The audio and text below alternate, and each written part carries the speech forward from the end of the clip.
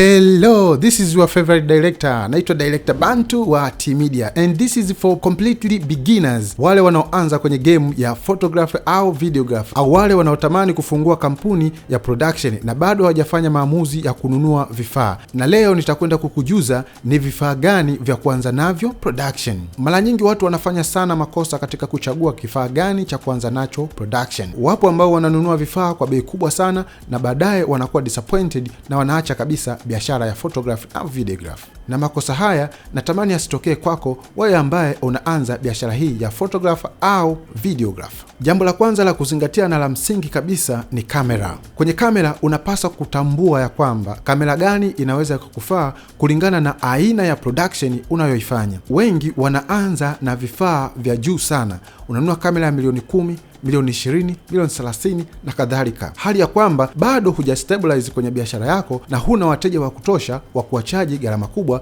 kulingana na quality ya vifaa vyako. Kwa hiyo basi unapaswa kuanza na kamera yenye budget ndogo ambayo inaweza kufanya kazi yako kulingana na wateja wako. Kumbuka ya kwamba wewe ndio kwanza unaanza. Hivyo basi ukinunua kamera kubwa itakupasa uchaji bei kubwa. Na kwa sababu haujulikani bado kwenye soko la videography au photography, unashauriwa kununua kamera inayoendana na status ya kampuni yako au status ya kwako mwenyewe binafsi. Kwenye kununua kamera kuna vitu kadha wa kadha vya kuzingatia. Je, kamera inashuti video peke yake au inashuti picha peke yake au inashuti video pamoja na picha? Zipo kamera zinashuti video na zinashuti picha vizuri kabisa. Hizi zinaitwa hybrid. Zipo kamera dedicated kwa ajili ya video peke yake lakini pia zinapiga na picha, ila ubora wa picha sio mzuri sana. Na zipo kamera dedicated kwa ajili ya picha na video zinapiga lakini ubora wake sio mzuri sana. Kwa hiyo unapaswa kufahamu ni kamera gani ya kuanza nayo wewe kama beginner. Ni lazima ujue aina ya sensa ya kamera yako. Sensa ni kifaa muhimu sana kwenye kamera kwa sababu sensa ndio ina determine quality ya video yako au quality ya picha yako. Kuna aina tofauti ya sensa. Kuna full frame sensor na kuna super 35 sensor na kuna micro four thirds sensor. Kwa hiyo unapochagua kamera ni lazima ufahamu aina gani ya sensa iko kwenye kamera yako. Full frame sensor ni sensa nzuri sana na inachukua picha na video nzuri sana. Lakini pia Super 35 ni sensa nzuri sana kwa ajili ya video na picha. Lakini pia Micro Four Thirds ni sensa nzuri, lakini hii hasa ni kwa ajili ya video. Kwa picha sio nzuri sana kwa sababu ni sensa ndogo ambaye ina accumulate mwanga kidogo. Kwa hiyo kwa ushauri wangu mimi Director Bantu wa T-Media, ukiweza kupata full frame sensor au Super 35 itakuwa vizuri sana. Namba 2, kwa wewe ambaye unaanza game ya photography ama videography na unatamani kujua vifaa gani vya kuanza navyo katika game ya video na photography. Lighting ni tools muhimu sana unapoanza game ya photography ama videography. Ili uweze kupata picha nzuri na yenye quality ni lazima uwe na light. Hapa pia watu wengi wanafanya makosa kwenye kuchagua aina gani ya taa itumike kwenye production. Wengi wanatamani kutumia very expensive gears ambazo zinawagharimu pesa nyingi na mwisho wa siku wanakuwa disappointed kwenye game ya photography ama videography. Kwa mimi ushauri wangu Director Bantu wa T-Media, anza na taa ya bei nafuu, au unaweza ukaanza hata na balbu hizi za kawaida. Unaweza ukanunua balbu yako ya kawaida hii ya taa ya umeme na ukatafuta foil ile ya kufungia chipsi, ukaitengeneza vizuri na balbu yako ukaiweka ndani na ukapata mwanga mzuri na ukapata picha nzuri kabisa. Namba 3 ni SD card. Ni lazima ufahamu ni SD card gani unahitaji kwa ajili ya matumizi ya kamera yako. SD card ziko za aina tofauti na zina spidi tofauti. Kama ukinunua kamera ya 4K ni lazima upate SD card yenye spidi kubwa. Kama ukinunua kamera ambaye ina shoot 1080p unaweza ukanunua SD card kuanzia spidi 30 au 32. Lakini ukiwa unatumia kamera inayoshuti 4K